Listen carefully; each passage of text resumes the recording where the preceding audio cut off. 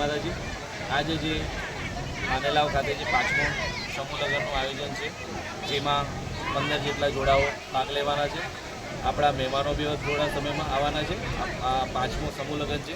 દર્પણ charitable trust દરેક વાર ગમે તેમ નવા કાર્યક્રમો અહીંયા કરતું આવ્યું છે અને કરતું રહે છે। બધાના દાતાઓના જે અન્યનો સાથ સહકારથી આ સમૂહ લગ્નનો કાર્યક્રમ અમે દર્પણ ચેરિટેબલ ટ્રસ્ટના માધ્યમથી અમે દરેક વર્ષે અમે કરીએ છીએ।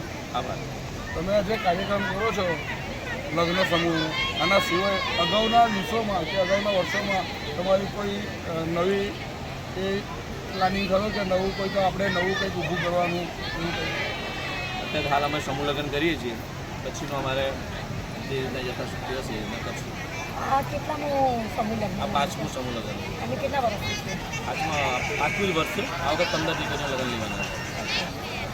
અને આનામાં મહિલાઓ માટે કંઈક ખાસ વ્યવસ્થા કે મહિલાઓને કોઈ વસ્તુની તકલીફ ના પડે કે કંઈ? અત્યારે અમે જે પણ ચેરિટેબલ ટ્રસ્ટના માધ્યમથી જે પણ શોખ સબાદો કોઈને ચાવી મળે આપીએ છીએ તો અહીંયા સ્ટેજ ઉપર આપી દેજો। એક ચાવી ખોવાઈ છે। 7 ફેરાનો એ પોતાના રીતે એ લોકો લિંકના માધ્યમથી એ લોકો રેડી કરશે, તેમને લાભ મળશે તેમ છે। અને આ સમૂહ લગ્નમાં પ્રેરણા કેવી રીતના મળે? બસ બધાને જોયું અને સેવાનો એક ભાવ થયો, ભાઈ આપણે બી આવું સમૂહ લગ્ન છે, અન્ય કોઈ પણ કાર્ય કરવું જોઈએ સેવા લક્ષી, એટલા માટે અમે સમૂહ લગ્ન કરીએ છીએ। આમાં તમને દાતાઓનો શું ફાળો રહે છે? બસ દાતાઓ અમને આ બધું જે દેખાય છે દાતા થકી જ છે। તમારે આગળ બીજો કોઈ સંદેશ આપવા લાયક? ના, બસ આ રીતે। પંચમહાલ જિલ્લાના હાલોલ તાલુકાના પાનેલ ગામે દર્પણ ચેરિટેબલ ટ્રસ્ટ દ્વારા 5મું સમૂહ લગ્ન સફળતાપૂર્વક યોજાયું। પંચમહાલ જિલ્લાના હાલોલ તાલુકો ખાતે આવેલ પાનેલાવ ગામમાં આજે દર્પણ ચેરિટેબલ ટ્રસ્ટ દ્વારા ભવ્ય સમૂહ લગ્ન કાર્યક્રમનું આયોજન કરવામાં આવ્યું હતું। આ કાર્યક્રમનું આયોજન કુણાલભાઈ ભાટિયા દ્વારા કરવામાં આવ્યું હતું, જે સફળતાપૂર્વક પૂર્ણ થયું હોવાનું જાણવા મળ્યું છે।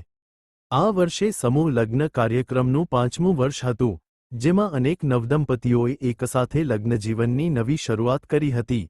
કાર્યક્રમમાં મોટી સંખ્યામાં મહેમાનો, આગેવાનો તેમજ ગ્રામજનો ઉપસ્થિત રહ્યા હતા। સામાજિક એકતા, સહયોગ અને સેવા ભાવનાને પ્રોત્સાહન આપતા આવા સમૂહ લગ્ન કાર્યક્રમો સમાજ માટે પ્રેરણારૂપ સાબિત થઈ રહ્યા છે।